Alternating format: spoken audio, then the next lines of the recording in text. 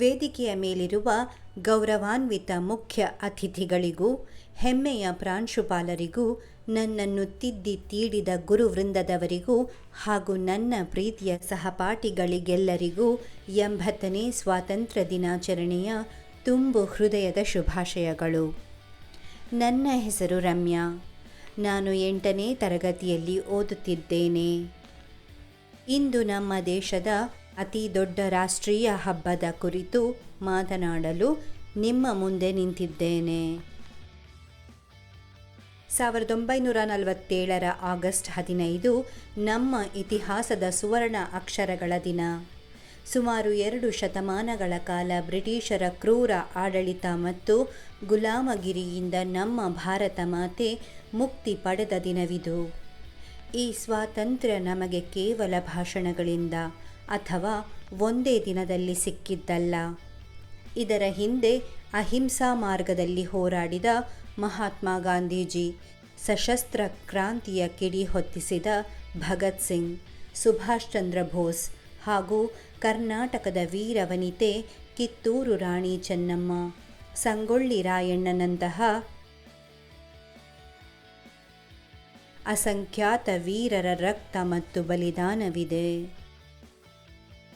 ನಮ್ಮ ಹೆಮ್ಮೆಯ ತ್ರಿವರ್ಣ ಧ್ವಜವು ಕೇವಲ ಬಟ್ಟೆಯ ತುಂಡಲ್ಲ, ಅದು ಕೋಟ್ಯಂತರ ಭಾರತೀಯರ ಸ್ವಾಭಿಮಾನದ ಸಂಕೇತ.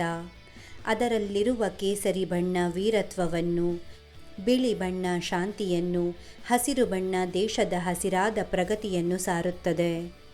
ನಾವಿಂದು ಸ್ವತಂತ್ರ ಭಾರತದಲ್ಲಿ ಉಸಿರಾಡುತ್ತಿದ್ದೇವೆ ಎಂದರೆ ಅದಕ್ಕೆ ಗಡಿಯಲ್ಲಿ ದೇಶ ಕಾಯುವ ಯೋಧರು ಮತ್ತು ಹೊಲದಲ್ಲಿ ದೇಶಕ್ಕೆ ಅನ್ನ ನೀಡುವ ರೈತರೇ ಕಾರಣ. ಅದಕ್ಕಾಗಿಯೇ ನಾವು ಜೈ ಜವಾನ್ ಜೈ ಕಿಸಾನ್ ಎಂದು ಹೆಮ್ಮೆಯಿಂದ ಸ್ಮರಿಸಬೇಕು. ಸ್ನೇಹಿತರೆ, 70-90 ವರ್ಷಗಳ ಹಿಂದೆ ಸಿಕ್ಕ ಸ್ವಾತಂತ್ರ್ಯವನ್ನು ಉಳಿಸಿಕೊಂಡು ಬೆಳೆಸುವ ಜವಾಬ್ದಾರಿ ಈಗ ಯುವ ಪೀಳಿಗೆಯಾದ ನಮ್ಮ ಮೇಲಿದೆ.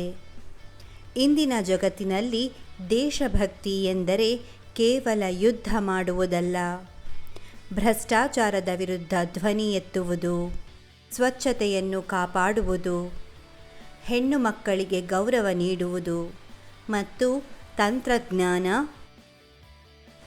ಹಾಗೂ ಶಿಕ್ಷಣದಲ್ಲಿ ದೇಶವನ್ನು ಮುನ್ನಡೆಸುವುದೇ ನಿಜವಾದ ದೇಶಭಕ್ತಿ. ನಾವೆಲ್ಲರೂ ಭಾರತದ ಉತ್ತಮ ಪ್ರಜೆಗಳಾಗಿ ದೇಶದ ಪ್ರಗತಿಗೆ ಶ್ರಮಿಸೋಣ ಎಂದು ಪಣತೊಡೋಣ. ಇಷ್ಟು ಮಾತನಾಡಲು ಅವಕಾಶ ನೀಡಿದ ಎಲ್ಲರಿಗೂ ನನ್ನ ವಂದನೆಗಳು. ಭಾರತ್ ಮಾತಾ ಕಿ ಜೈ. ವಂದೇ ಮಾತರಂ. ಜೈ ಹಿಂದ್.